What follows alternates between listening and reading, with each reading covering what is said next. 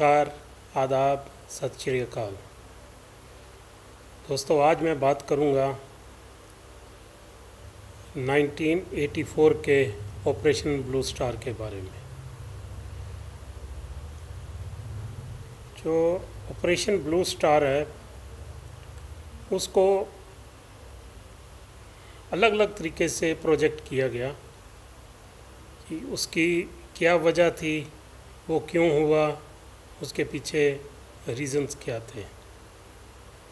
लेकिन उसमें जो भी प्रोजेक्शंस हम आजकल पढ़ते हैं या हमारी नज़र में आई हैं, जो यंग जनरेशन को दिखाया गया, उसमें टेररिज्म और खालिस्तान को ही मेन रीज़न दिखाया गया कि ये दो बड़ी वजह थी जिसकी वजह से ऑपरेशन ब्लू स्टार हुआ। लेकिन यहाँ तक नौबत क्यों पहुँची, इसके पीछे भी बहुत सारे फैक्टर्स हैं। पहले मैं आपको एक पिक्चर दिखाता हूँ कि ऑपरेशन ब्लू स्टार का एंड रिज़ल्ट क्या था।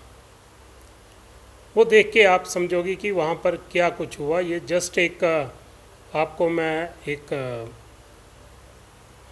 तस्वीर दिखा रहा हूँ कि वहाँ पर क्या हुआ था एक रिलीजियस प्लेस के अंदर। वैसे तो मुझे ये जो वीडियो था वो पंजाबी में बनाना था, लेकिन बहुत सारे नॉन पंजाबी लोग भी इस वीडियो को देखेंगे। मैं चाहता हूँ कि उनको भी थोड़े से फैक्ट्स जो उनको पता हैं, उसके अलावा भी जो फैक्ट्स हैं वो भी उनको पता चलने चाहिए। तो आइए पहले एक पिक्चर देखते हैं। ये है पिक्चर। यहाँ पर आप देख रहे हो, आपने नाम सुना होगा अकाल तख्त। अकाल तख्त जिन लोगों को इस चीज़ के बारे में नहीं पता उनको मैं दिखाना चाहता हूँ। ये एक यहाँ से आप गोल्डन टेम्पल के अंदर जाते हो, ये रास्ता है। इसके बिल्कुल अपोजिट जो बिल्डिंग है ये अकाल तख्त है।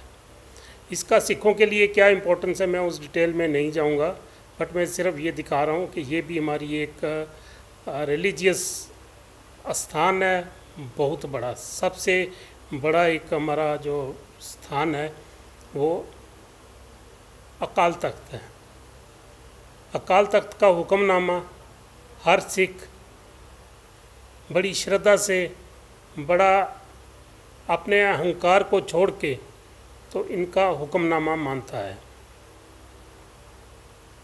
तो ये पिक्चर है 1984 की। ऊपर तो ये जो ओरिजिनल पिक्चर आप देख रहे हो ये ओरिजिनल अकाल तख्त साहब की फ़ोटो थी, और ये जो वहाँ पे आपको सीन नज़र आ रहा है ये देख लीजिए आप। दोनों बिल्डिंग्स यहाँ पर भी, ये आप देख लीजिए, ये यहाँ पर है और यहाँ पर ये है और इधर ये है। इसका अगर फ्रंट व्यू आप देखोगे तो उसकी तो आप देख के, चलो हो सका तो मैं वो भी दिखाऊंगा आपको। तो आप यहीं से अंदाज़ा लगा लो कि वहाँ पर क्या कुछ हुआ होगा। ये तो सिर्फ एक पोर्शन की मैं दिखा रहा हूँ आपको फ़ोटो। अगर पूरे कॉम्प्लेक्स की अगर बात करेंगे तो वो और भी डरावनी होगी। तो इसका end result operation blue star का यही हुआ कि अकाल तख्त को बिल्कुल मलियामेट कर दिया गया। फिर यहाँ पर कोशिश की गई इसको किसी सरकारी एजेंसी, किसी सरकारी बंदे के द्वारा इसको दोबारा बनाने की।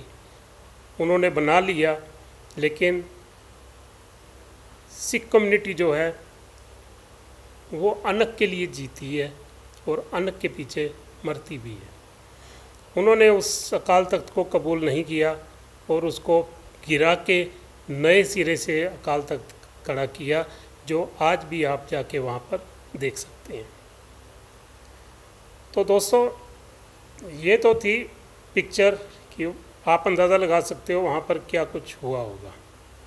लेकिन यहाँ पर सिचुएशन क्यों पहुँची, ये सब एक पॉलिटिकल गेम थी, एक पॉलिटिकल मतलब आप समझ लो कि साजिश समझ लो कि एक सिख कम्युनिटी जो कि एक माइनॉरिटी कम्युनिटी है उसके खिलाफ एक साजिश थी।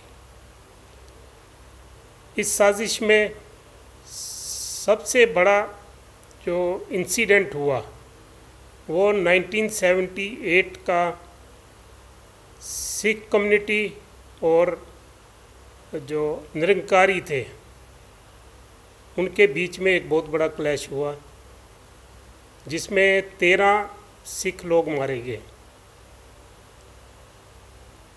तो निरंकारियों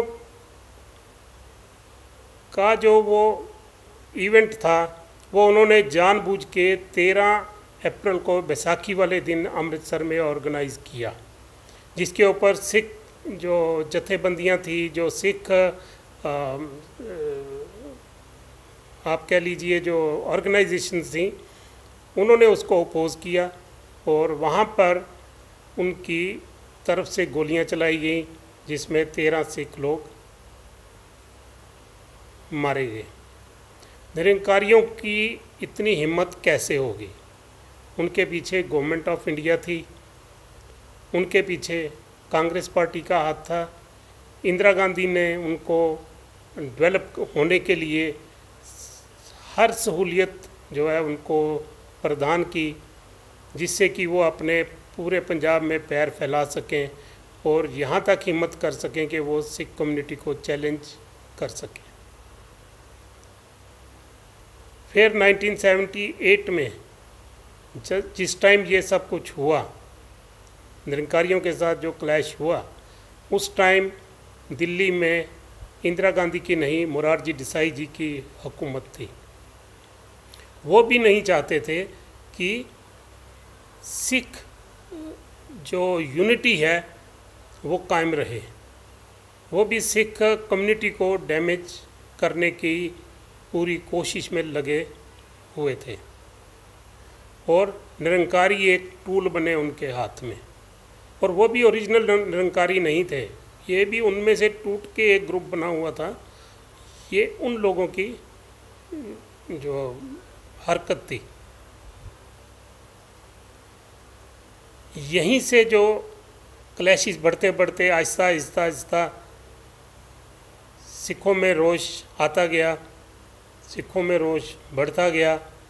फिर पंजाब की जो गवर्नमेंट थी उस वक्त जनता पार्टी और अकाली दल की थी, तो अकाली दल को भी मजबूर होना पड़ा कि वो उनका जो इवेंट था उसको परमिशन मना नहीं कर सके, क्योंकि उनकी कोलिशन गवर्नमेंट थी जनता पार्टी के साथ। उनको प्रकाश सिंह बादल को अपनी हुकूमत बचानी थी, इसलिए उसने ये अलो नहीं किया कि उसको निरंकारियों का जो कन्वेंशन थी या जो भी था उसको रोक सके।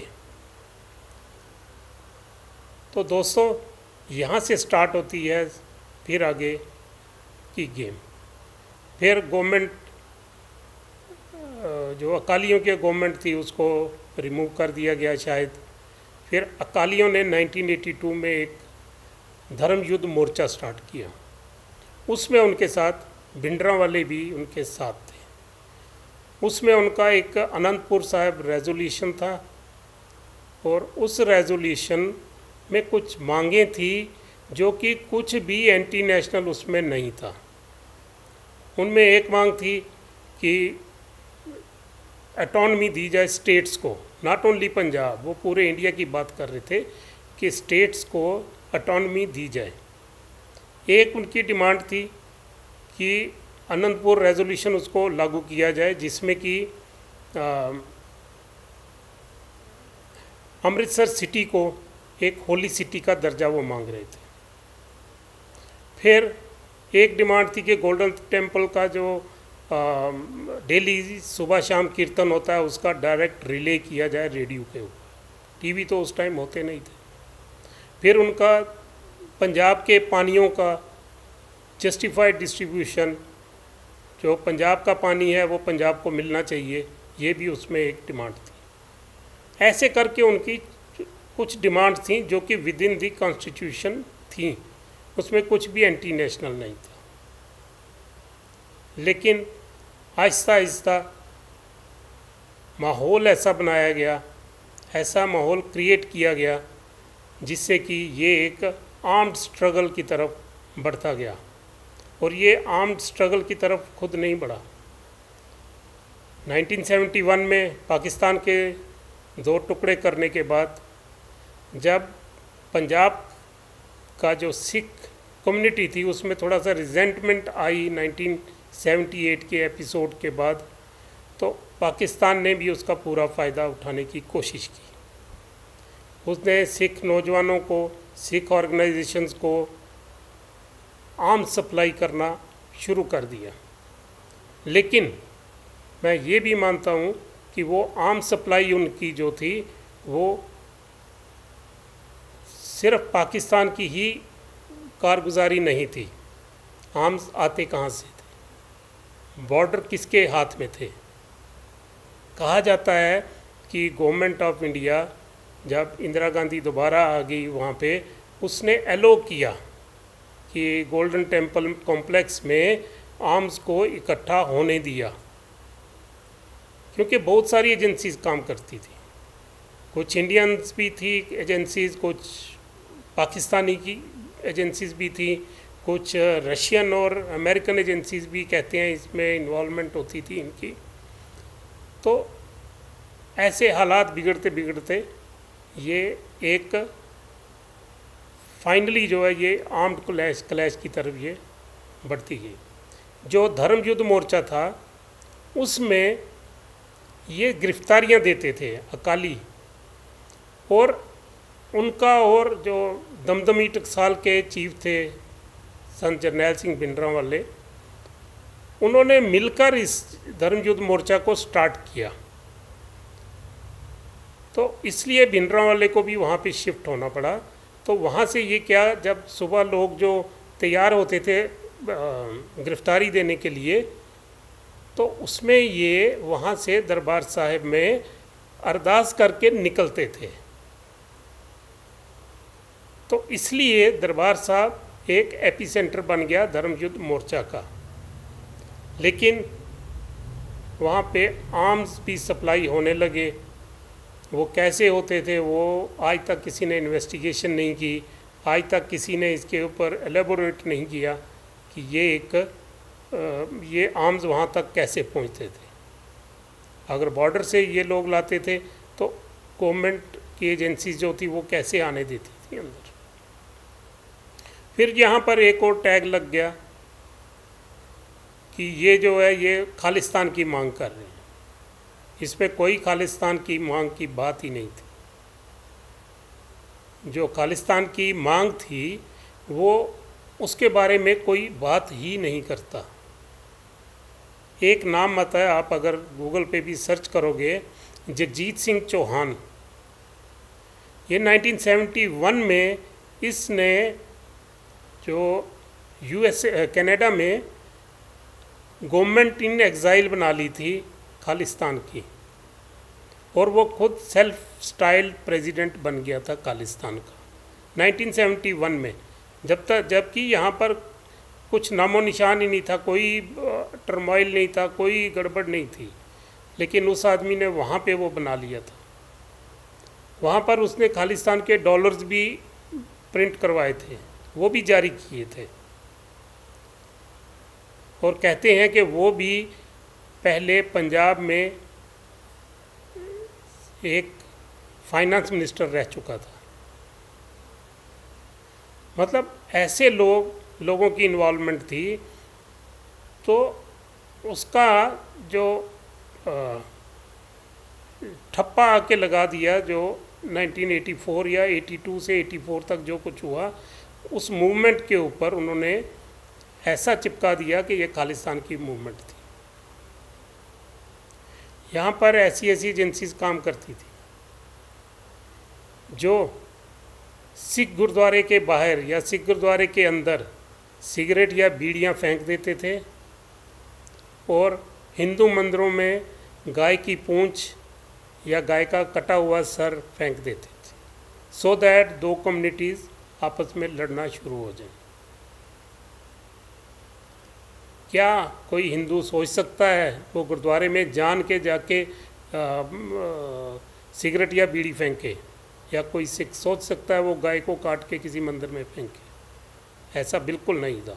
बट ये एजेंसीज़ का काम था, एजेंसीज़ ये करवाती थी, क्योंकि गवर्नमेंट को पंजाब में सिख कम्युनिटी को तोड़ना था, अकाली दल जो था उसको कमज़ोर करना था। तो ये तरीका जो है उस टाइम पे इन लोगों ने अपनाया। फिर संत भिंडरांवाले को एक टेररिस्ट के शेप में प्रोजेक्ट किया कि सबसे बड़ा टेररिस्ट वही था, जबकि आज तक पंजाब के रिकॉर्ड में एक भी FIR संत जरनैल सिंह भिंडरांवाला के अगेंस्ट नहीं है। अभी मैं कुछ दिन पहले एक इंटरव्यू देख रहा था इंडिया के एक्स रा चीफ दुल्लत साहब का। उसमें वो काफ़ी लंबा चौड़ा इंटरव्यू है, पंजाबी में है वो। उसमें वो कश्मीर की भी बात करते हैं, डॉक्टर फारूक अब्दुल्ला की भी करते हैं, सचिन पायलट की भी बात कर रहे हैं, राजेश पायलट की भी कर रहे हैं। तो मतलब काफ़ी लंबा चौड़ा इंटरव्यू था उनका। उसमें एक जगह पर जो इंटरव्यू लेने वाले थे उसने पूछा कि भिंडरांवाले संत के बारे में आपका क्या ख्याल है? तो उसने बोला, दुल्लत साहब ने बोला, जवाब दिया कि संत एक सच्चा आदमी था। क्योंकि आप लोगों को शायद पता है या नहीं पता है, या याद है या नहीं है, एक यात्रा निकाली थी सुनील दत्त ने बॉम्बे से अमृतसर तक। तो वो अमृतसर में जब आए तो वो संत भिंडरांवाले से भी मिलने गए, और वो उस टाइम कांग्रेस के MP थे। सुनील दत्त साहब जब कहते हैं भिंडरांवाले से मिलने गए, तो भिंडरांवाले ने एक टेप रिकॉर्डर ऑन करके वहाँ पे रख दिया। ये दुल्लत जी सुना रहे हैं, दुल्लत साहब सुना रहे हैं वहाँ पर, क्योंकि वो रा चीफ थे, उनको हर पल की हर चीज़ की उनके पास इंफॉर्मेशन होगी और कंफर्म्ड इंफॉर्मेशन होगी, तभी वो एक इंटरव्यू में ये चीज़ बोल रहे हैं पब्लिकली। तो उन्होंने कहा कि सुनील दत्त ने पूछा कि संत जी ये इसकी क्या ज़रूरत है टेप रिकॉर्डर की? तो भिंडरांवाले का जवाब था कि अगर तो झूठ बोलना है तो ये मैं बंद कर देता हूँ, अगर सच बोलना है फिर डर किस बात का? यहीं से आप अंदाज़ा लगा सकते हो कि भिंडरांवाला किस सोच का आदमी था। वो कोई टेररिस्ट नहीं था, उसने किसी को मारने की कोई कभी धमकी नहीं दी, उसने कभी खालिस्तान की डिमांड नहीं की, लेकिन लेबल उनके ऊपर चिपका दिया गया।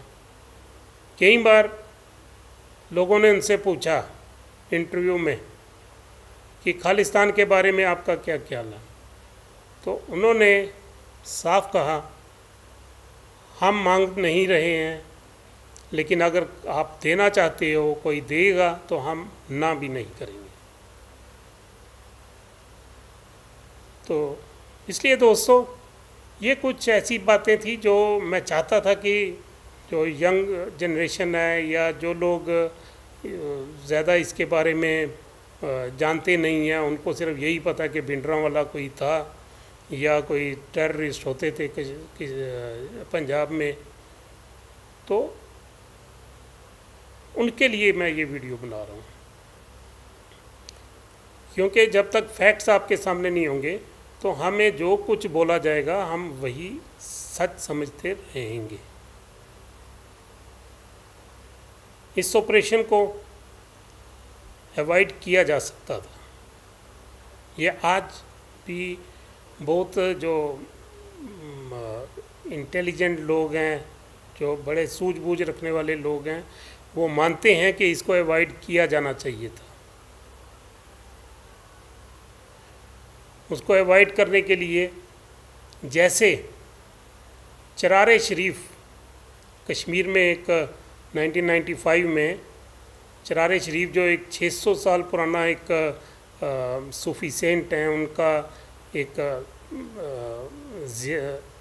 ज़ियारत है, तो वहाँ पर मिलिटेंट घुस गए थे और उसमें एक पाकिस्तान का भी कोई कहते हैं आर्मी का ऑफिसर भी था। तो वहाँ पर कोई 2 महीने से ज़्यादा सिक्योरिटी फोर्सेस ने चरार शरीफ को घेर के रखा, कोई एक्शन नहीं लिया और 65-66 दिन के बाद उनको सेफ पैसेज दे के निकाल दिया गया और फिर चरार शरीफ को आग लगा दी। किसने लगाई वो भी एक कोई अभी कंफर्म नहीं कर सकते, वो भी जला के राख कर दिया। ऐसे ही अगर दरबार साहब कॉम्प्लेक्स के बाहर सिक्योरिटी टाइट कर दी जाती, बिल्कुल अंदर से कोई बाहर, बाहर से कोई अंदर ना जा सकता, ऐसा अरेंजमेंट कर दिया जाता तो कितने दिन तक कोई रह सकता था। तो ये एक सिख माइंड्स के ऊपर एक बहुत बड़ा धक्का लगा इस सिचुएशन से। और सिर्फ क्या था इसमें, सिर्फ पॉलिटिकल गेम थी, डर्टी पॉलिटिक्स इसके पीछे थी। तभी ये लोग सच का सामना नहीं कर पाते, कभी कोई बात करते हैं, कभी कुछ बात करते हैं, लेकिन जो असलियत है वो लोगों के सामने नहीं आती। जो सच बोलता है उसको या तो जेल में सड़ने के लिए डाल दिया जाता है या उसको मार दिया जाता है। मैं किसी भी वायलेंस का हकदार नहीं हूँ। जब भी 1984 से पहले जो भी कई बार होता था, उस टाइम हम यंग थे, 20-22-23 साल की उम्र में थे, तो हमें दुख लगता था जब सुनते थे या पढ़ते थे पेपर्स में कि फलानी जगह पे हिंदुओं को बसों से उतार के मार दिया। ये दुख लगता था। कभी हमने इन चीज़ों को सपोर्ट नहीं किया, लेकिन उसका गलत इस्तेमाल किया गया, लोगों को गलत इस्तेमाल किया गया। लोग जो होते हैं वो बहुत भोले होते हैं, शरारती भी होते हैं, लेकिन मेजॉरिटी जो है समाज में वो लोग भोले भाले होते हैं, उनको मिसयूज़ किया जाता है, आज भी किया जा रहा है, कभी एक नाम पे कभी दूसरे नाम पे। तो दोस्तों बस इतनी ही बात करनी थी। एक बार मैं फिर आपको वो एक फ़ोटो दिखा देता हूँ।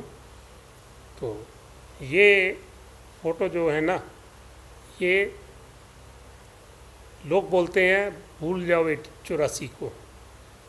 ये फ़ोटोज़ जो है ना, हर सिख के, जो उस टाइम थोड़ी सी सोच समझ रखने वाला सिख था, उसके दिलो दिमाग के ऊपर छा चुका है। ये मिटने वाला नहीं है। कहते हैं कि लम्हों ने खता की, सदियों ने सज़ा पाई। ये वही बात हुई, और ये फर्स्ट टाइम नहीं हुआ सिख हिस्ट्री में, बहुत बार हुआ। लेकिन कई हमारे जैसे लोग विश्वास नहीं करते थे कि कभी गवर्नमेंट इतनी जालिम भी हो सकती है, क्योंकि सिख हिस्ट्री में आता है कि दरबार साहब को कितनी बार उड़ा दिया गया, बारूद लगा के उड़ा दिया गया। तो कई लोगों के दिमाग में ये क्वेश्चन आता था कि क्या ऐसा हो सकता है, कोई हुकूमत ऐसे कर सकती है। ये 1984 का जो एपिसोड है, इसने सिख साइकी में ये चीज़ बता दी, उनको ये उनके मन में ये चीज़ बिठा दी कि हाँ ऐसा भी हो सकता है, गवर्नमेंट्स ऐसा भी कर सकती हैं, अपने ही लोगों को अपनी ही फ़ौजों से, अपनी ही सिक्योरिटी फोर्सेस से मरवा सकती है। ये हमारे सामने एक ज़िंदा मिसाल है। बीच में गलत लोग भी होते हैं। जो धर्म युद्ध मोर्चा था उसमें ज़रूर गलत आंसर भी थे, उन्होंने भी गलतियां की, उन्होंने भी ऐसे कारनामे किए होंगे, लेकिन जो ज़्यादातर हरकतें थी वो जो एजेंसीज़ के लोग होते थे, जिसमें ब्लैक कैट्स का नाम आता है, वो लोग भी करते हैं। जो लोग उस टाइम के मेरी एज के लोग हैं, उनको पता है कि ब्लैक कैट्स क्या होती थी। बस इतनी बात करनी थी फ्रेंड। अगर आपको अच्छा लगा वीडियो तो शेयर कर दीजिए।